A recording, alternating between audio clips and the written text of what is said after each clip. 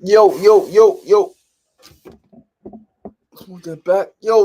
What's going on? What's going on? Good people. Peace and love. Peace and love. Peace and love. Happy Wednesday. Happy Wednesday. Happy Wellness Wednesday.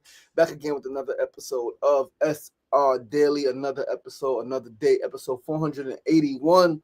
Still progressing, still going forward, man. Had a rough night. Had some wild dreams. One of my dreams, man, was something. I was back in the streets, man. I was hustling. I was on the block, and I had a lot of drugs, man. And we saw the cops walk by, and then they came and they had the dog, and they walked by, and then the dog came and started to sniff me. Man. And I woke up. I woke myself up right there, man. That shit pumped shit. Because not only do I not want to ever get arrested again, right? Like that is, I pray that I am never in a position where I have to be handcuffed again and go to jail, right? And like worst case is like, okay, if I'm handcuffed for something like minute, something where like I'm home the same day tomorrow, right? From precinct type shit where but I pray, man, that I never go to jail again.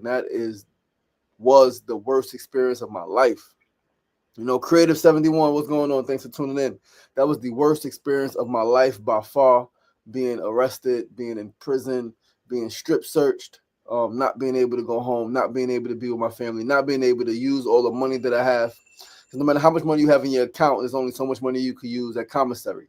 All right. You can order packages and you can order things, of course, but like that whole shit is just not what's up, man. And I'm glad that I realized that was not a space for me. Unfortunately, a lot of my friends have gone back multiple times, right? One of my dear brothers, he's gone back. He came home a little bit after me in 2007, and he's gone back like 5 or 6 times since then. It's like, bro, you're not tired of that shit? Like, and some people aren't, and that's just real. And one thing I've learned is that a lot of times we humans, because it's not just people who go into prison, not just people in the streets. A lot of times humans could not like a situation, could be uncomfortable in a situation, could quote unquote hate or despise a situation. However, the moment they're not in that situation anymore, they forget the feelings. They forget their thoughts. They forget how they felt when they were in that situation. Right. And so coming home from prison, brothers forget, sisters forget what it felt like to be away from your family, what it felt like to have these racist COs yelling at you, screaming at you, treating you however you want, having to sleep around a bunch of other people. And if you're in a cell, having to sleep in a fucking cell with a shower in your toilet in your cell, right? Like having people fighting around you, right? People getting cut around you, maybe even people getting killed around you, people being raped around you, right? Like having to deal with all of that shit. For me, the worst thing, I've seen people get cut. I've seen people get hurt badly. I haven't seen anyone get killed when I was in prison. But the worst thing for me that made me say enough is enough, and that made me remember even when I came home. So now, let me be honest. The first year I came home, I went back in the streets, right? I came home, I got a job at Starbucks, and it didn't work out, right? It was a terrible experience. They treated me like a criminal. They didn't want to train me properly, or they did not train me properly to make the drinks, and then were rushing me to make the drinks. Didn't want to allow me to stay. Like, it was just a terrible experience. So I quit, and then I was back in the streets in that July 2007. I was back in the streets. I was in the streets the whole time I was on parole till September '08. But around October, November, I was like, yo, this shit is not cool. Because I almost got arrested a couple of times. All right. A couple of times I almost got arrested. Thankfully, one time, it was cops who were, detectives. They were looking for guns. They were like, we ain't looking for drugs. We're looking for guns. Anybody got guns? They touched no guns. Cool. They left. Right. My friends and I were shook because like they could have been focused on drugs. Another time, thankfully these detectives was kind of crooked. They grabbed me up crossing the street, had a lot of stuff on me and drugs on me, and they just took my drugs, took my money, threw me on the floor, kicked me, got in the car, drove off. Thankful for that, right? And then I was like, nah, this shit is not okay. This shit gotta go. This shit gotta give, because man, like I'm getting signs. I'm getting signs that it can happen again, and it could be a longer time, right? And it's not something I want. It's not something I want to do. 3 years. I don't want to go back and do 5 years. I don't want to go back and do 7 years, do 9 years. I don't want to go back and do 8 years. I don't want to do that. That's not what I want for myself. And so made the shift. And then I made sure that I remembered how I felt every single day. And when things got tough, because things were tough when I stopped hustling, didn't know where my next dollar was coming from, right? At times. I'll do odd jobs, moving jobs, painting jobs. I'll do little things. I'll get paid to write. I'll get paid, but small money, extremely inconsistent money. And times, like I said, I didn't know where my next dollar was coming from. Thankful for family and friends who love me, support me, and believe in me. From my cousin Chris to my freaking Uncle Kevin to my aunt freaking Edie, who transitioned, to my man Dave, who came down to the exhibit last week from upstate, right, who would give me money, right, like hundreds and hundreds and hundreds at a time, right? And then as I found my footing in his work, right, people would sponsor me, right, sponsor me to take this trip, sponsor me to take that trip, $2,000 here, $1,500 here. So thankful, because I am where I am because of my community. But remember how you felt when you were in a situation that did not feel good, even after you're out of that situation. Eddie Kruger, what's going on? What's going on, brother? Champ 1711, what's going on, Uncle? Peace and love. Sefusen Kofa, peace and love, my brother. Mona Love, happy Wellness and Wisdom Wednesday, my love. Appreciate you, folks. Let's get the show started. Once again, I'm your boy, your host, LaShawn Sugar Martin. You're tuned into SR Daily, episode 481, Wednesday, October 22nd, 2025. It is a beautiful day outside. Let's start with the first segment of the day. Today's first segment is a phrase of the day. Today's phrase, 3 words, 3 powerful words, building off what we talked about yesterday. Seize the moment. That is today's phrase. Today's phrase is seize the moment. Seize the moment. Seize the moment. Seize the moment. Again, adding a bit of flair to yesterday's quote of the day, which was about boldness having genius, power, and magic in it. This phrase is one I've heard so many times, seize the moment, which actually reminds me of a similar phrase with the same meaning. Strike while the iron is hot. Strike while the iron's hot. You guys may have heard both of those, right? Seize the moment, seize the day, right? Seize the now, strike while the iron's hot. Because listen, once the moment passes, the moment is gone. Once the time passes, the time is gone. You can never get that moment back. You can never get yesterday back. We will never get now back. Now, 9:08, we will never get back again. Even when it's 9:08 again, another day, it will not be the same exact day, time. Things will not be in the same exact location, alignment. You will not have the same exact feelings, the same exact energy. The same exact energy will not be around you. Once the moment passes, the moment is gone. Yes, tomorrow comes, but the energy of tomorrow will never be the same energy of today. Right? The energy of tomorrow will never be the same energy of today. So even what you want to do today that you put off to tomorrow, it will never be the same as if you did it today. Again, like, and that's quote unquote positive and negative, right? Because you could do something today with, you can not have the awareness, you can have the energy could be there, but not the awareness, not the knowledge, not being able to handle it. And you could, so like, this is why you got to follow your own inner compass. This is why I encourage you all to meditate, to be still, so that you make decisions out of stillness, not brashness, not haste, right? Because haste makes waste. So it's not about doing things fast and alignment. Like, this moment will never come again, y'all. Like, take advantage of the now. You have no idea what tomorrow holds. You have no idea what tomorrow holds. Because let's say this, not even in a bad way. Let's say you got an idea, and all you need to do is think through it fully, right? Think through it fully, put a business plan together, put a plan together. That's all you need to do. You got an idea. Today, you could put a plan together. You don't put a plan together today. Tomorrow, you meet somebody, right? They are looking for someone with the idea that you have, but they're looking for a plan. They're ready to invest $1 million in it. And you're like, oh, let me come with, nah, I got to go. I'm leaving. I need it now. You don't got the plan. So all you need to do is the plan. Yesterday, one thing we spoke about was just getting started. Just starting the thing. Start the plan.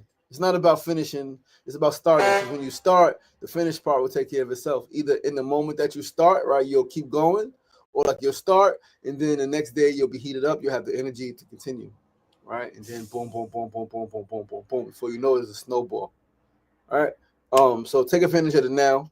You have no idea what tomorrow holds. Seize the moment. Strike while the iron is hot. Remember that boldness has genius, power, and magic in it. So be bold, be bold, be bold.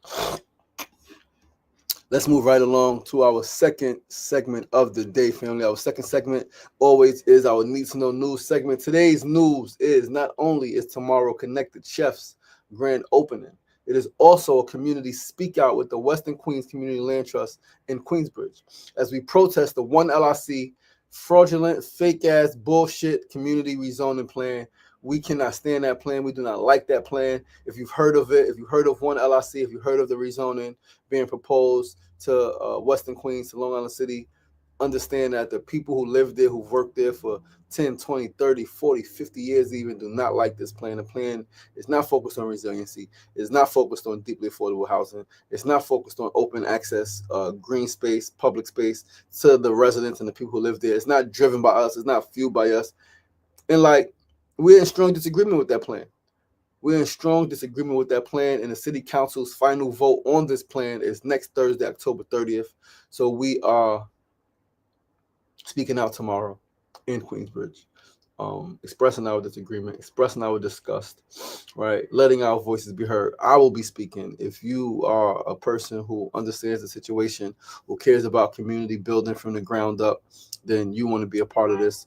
You want to be there to listen. And if you got some words to say, you also want to be there to speak. I personally have every single intention to flame DCP, Department of City Planning, to flame our city council member, Julie Wan, right? While reinforcing the fact that we, the actual community, the people who live there, work there, Western Queens Community Land Trust, Long Island City Coalition, Hunters Point Coalition, we have a solid plan. We have a legit plan that the city has absolutely ignored. So the speak out is open to everyone. There'll be an open mic when folks can speak up and out if they choose. Please do come. Let's read specifically from the website. I'm going to be sharing a flyer today. Tomorrow at 2 p.m., one LIC plan.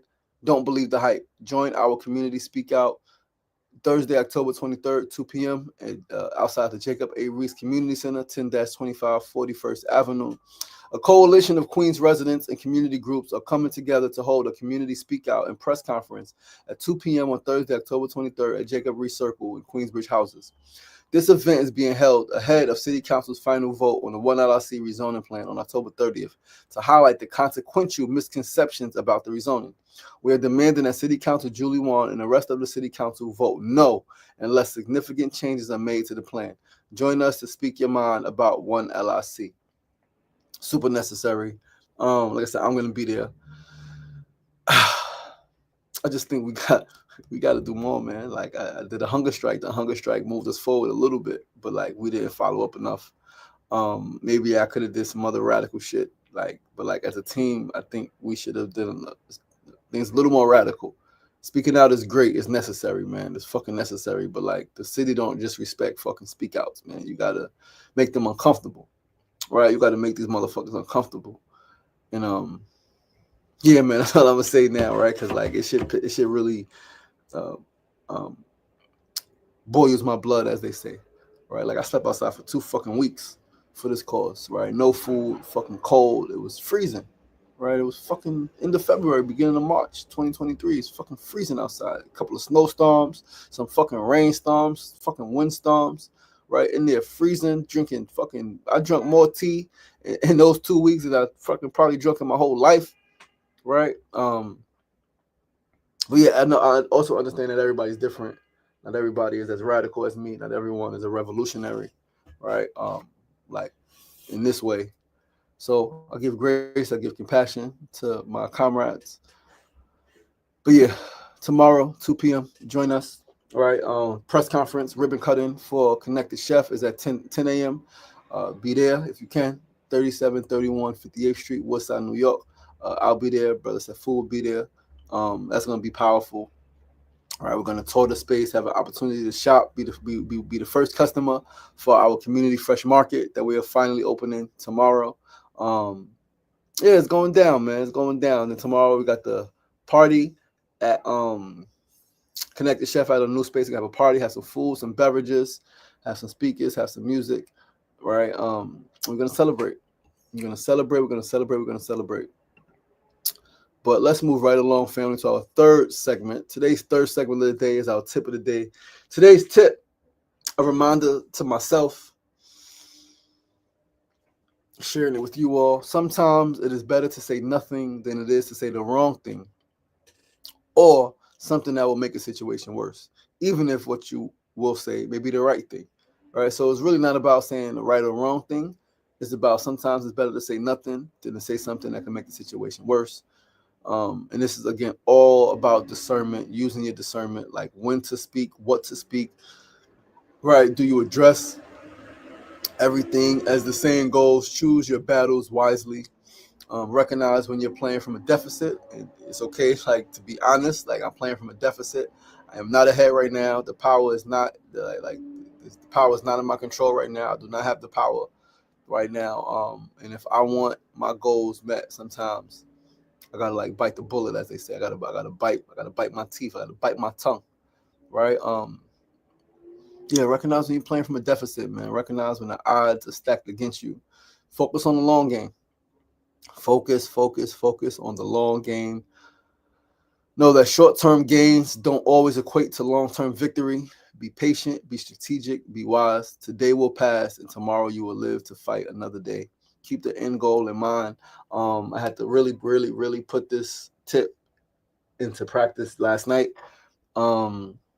Really had to put this shit into practice last night, man. And I'm proud of myself. I'm proud of myself for not allowing my emotion to get the best of me. I'm proud of myself.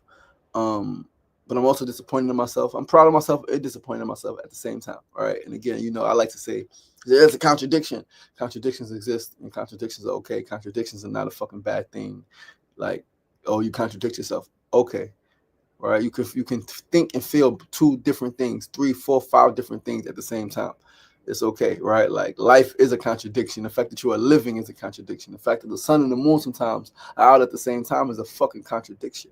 But it's okay, right? They exist for a reason, right? But yeah, take this tip. Like, please take this tip. Again, today will pass. Tomorrow you will live to fight another day. Sometimes speaking what may even be the right thing right now can, like, yeah, you feel good in the moment, right? Because you express yourself, you got the shit off your chest. You made somebody know that they heard you. You made yourself heard. But then tomorrow, the situation is worse, and now you're like, shit. All right, so always follow your inner compass. Always follow your inner compass. Like, that shit will never guide you wrong. Never guide you wrong.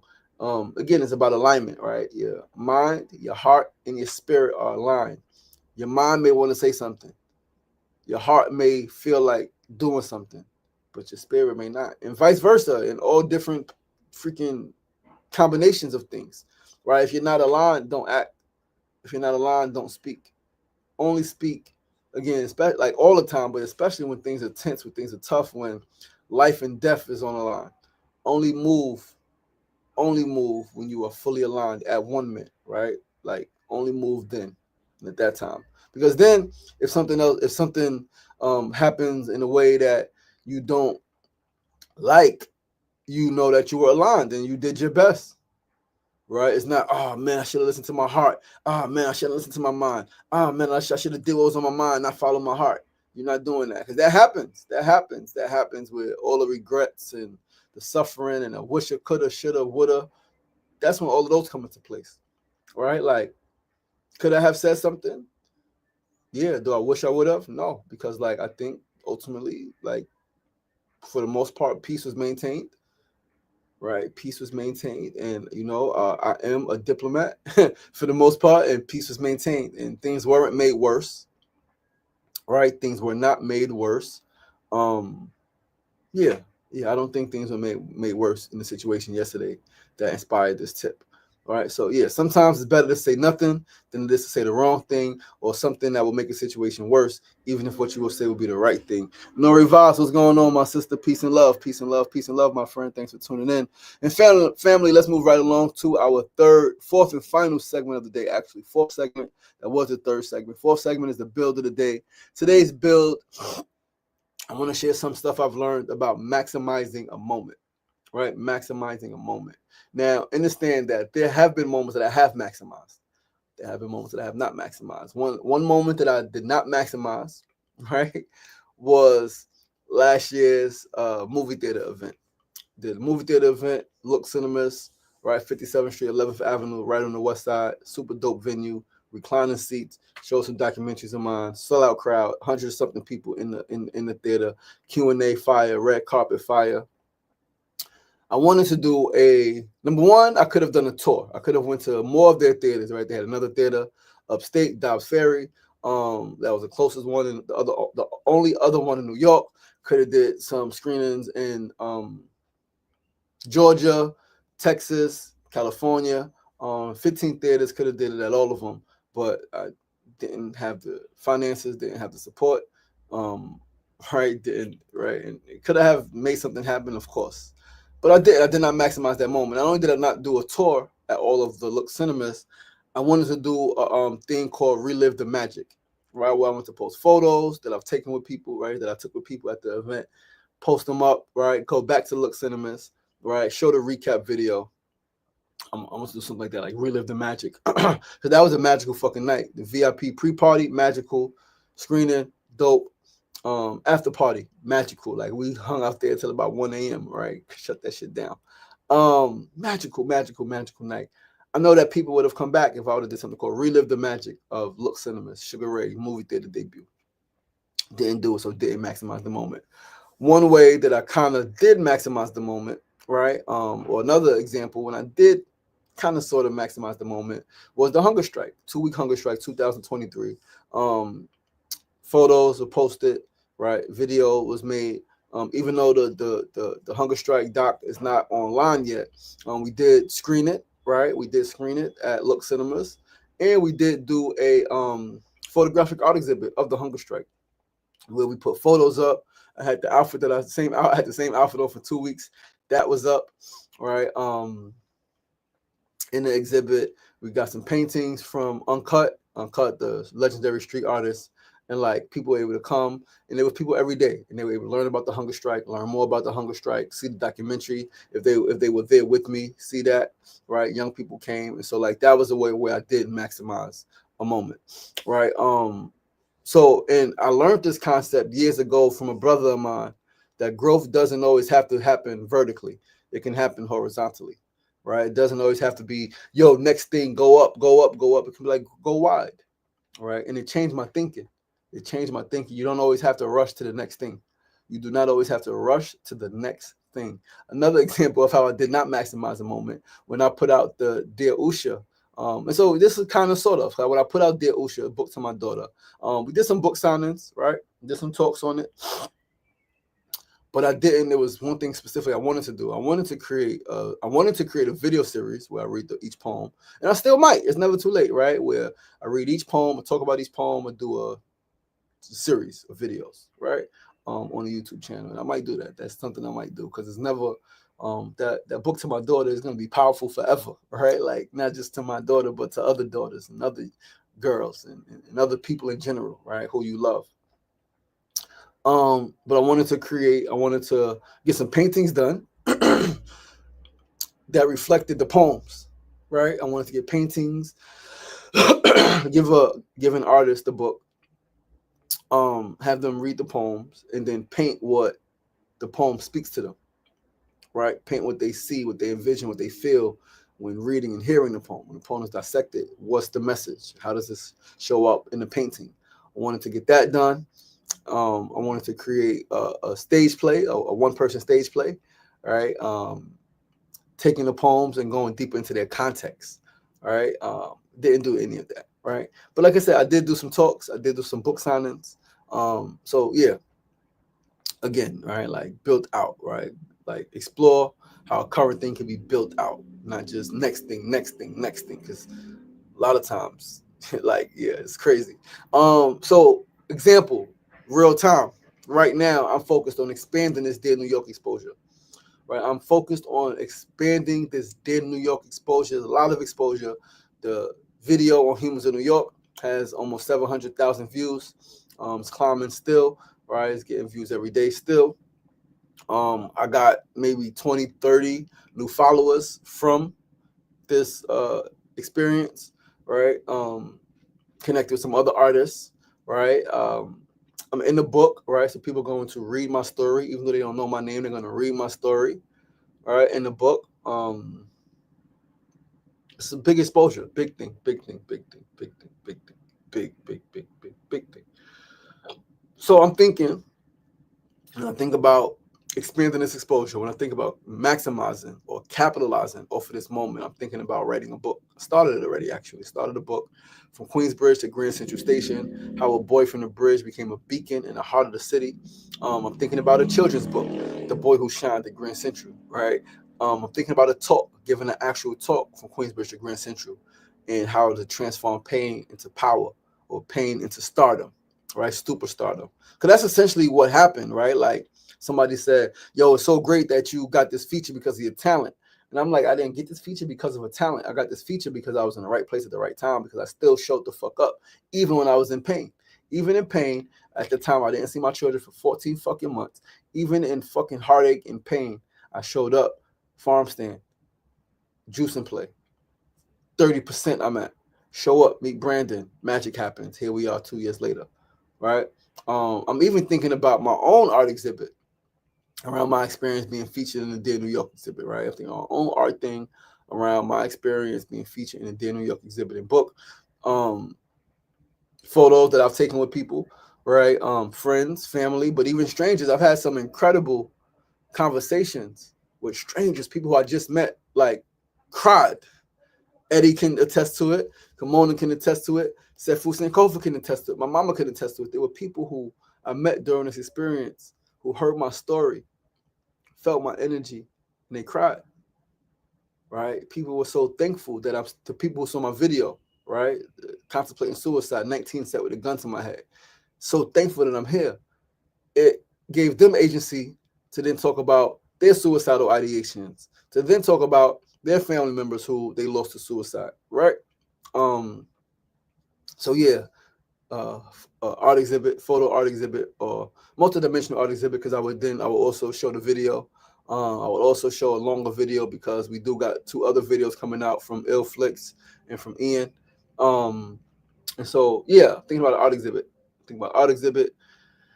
And like I said, the book. So the art exhibit will come later. The book will come first. Children's book will come second. Book will come first. Talk will come. Children's book will come. Then the exhibit will come. And so like I can grow on this thing. I can build on this thing for a year. All right. First step is get the fucking book done. So I said I gotta set a schedule. I am going to set a schedule and I'm going to commit to writing. A lot of other stuff going on. Right? I still got schoolwork that I'm a little behind on that we're going to catch up on this week. We have to, because we're going to be way behind if we don't. So tonight, tomorrow night, right? Friday night, right? 3 lessons, 3 nights, catch up. So next week go in, be up to date. So yeah, growth is multidimensional, man. Growth is multidimensional. Maximize whatever current moment you have before you jump into something else. Maximize the current moment that you're having before you jump into something else. Pretty face, what's going on, sister? Peace and love. Thanks for tuning in. Maximize whatever current moment you have before you jump into something else, because you could literally be leaving money on the table. You could literally be leaving money on the table. Don't leave no money on the table. Take everything that's yours. Take all of the fucking dollars, right? And yeah, man, that is our show for today, family. Thank you so much for tuning in. Listen, I love you guys. I appreciate you guys. I am grateful for you guys. Once again, I'm your boy, your host, LaShawn Sugar Ray Marston. You are tuned into SR Daily, episode number 481, 19 episodes to 500. Please mark your calendars if you have not already. Tuesday, November 18th, 9 a.m. to 10 a.m., episode 500. Live from Queensbridge Houses, Jacob A. Reese Community Center. It's going to be a beautiful day. It's going to be a beautiful thing. Episode 500, live studio audience, guest interviews. I'm stoked. I'm excited. I'm grateful. I'm looking forward to it. 500 episodes is an absolute milestone, and I look forward to sharing it with all of you. Thank you guys for tuning in. Please do join us tomorrow, same time, same place, 9 a.m. to 9:30 a.m. right here on Facebook Live, YouTube Live, and Instagram Live. Remember that SR Daily is where personality meets enlightenment. Remember, it ain't about getting knocked down. That's the problem. staying down. So get up. The power is in you. Thank you. Remember, be kind to yourself, be kind to each other. Peace and love.